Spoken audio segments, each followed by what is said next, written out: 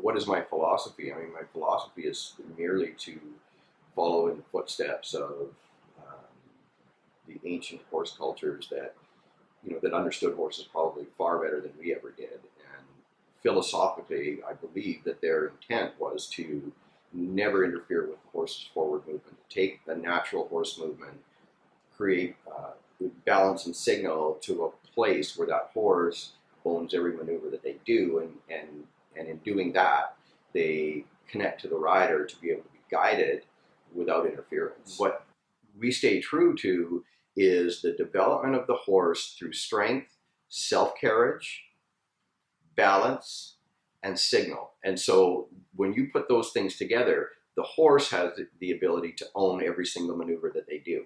So our job is to not be egotistical enough to think that it's us creating these movements. It is the horse creating the movements. And so through our timing of footfall, again, balance, self-carriage, on a loose rein, creating signal through the slack in the rein, that horse will develop itself to a point where it's totally comfortable when you signal it to do a particular maneuver. The hackamore is simply the piece of equipment that we use to enable ourselves to be able to communicate very, very quickly with the horse, come to that understanding, and then move forward from there.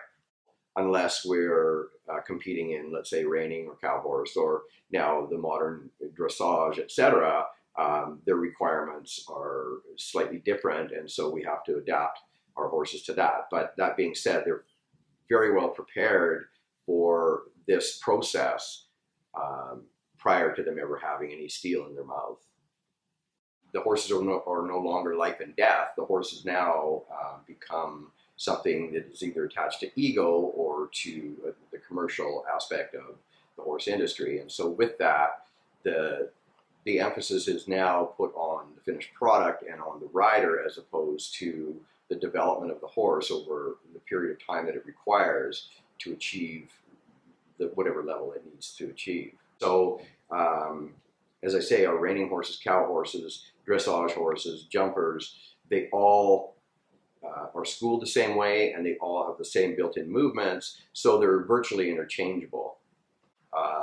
I would hazard a guess that we could take pretty much any horse that we own or that we ride with regularity and place it in whatever discipline that may be desired.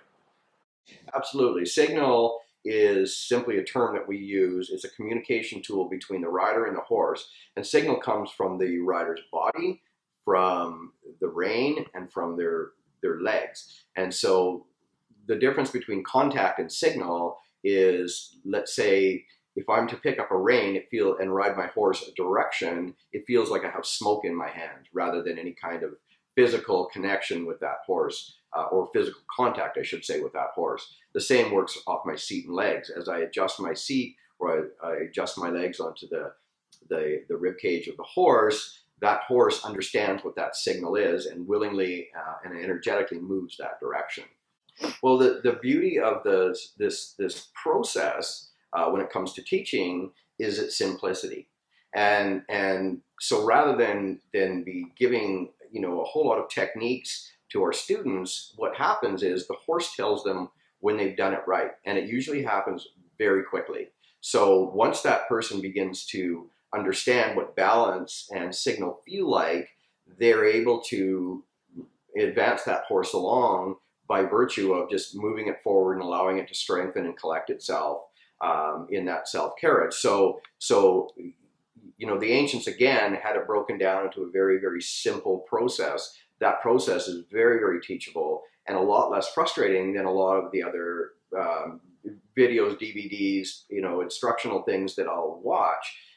This particular process really has the benefit for the rider, regardless of who they are and regardless of what stage the horse's training is, and regardless of what discipline they intend to move that horse forward into.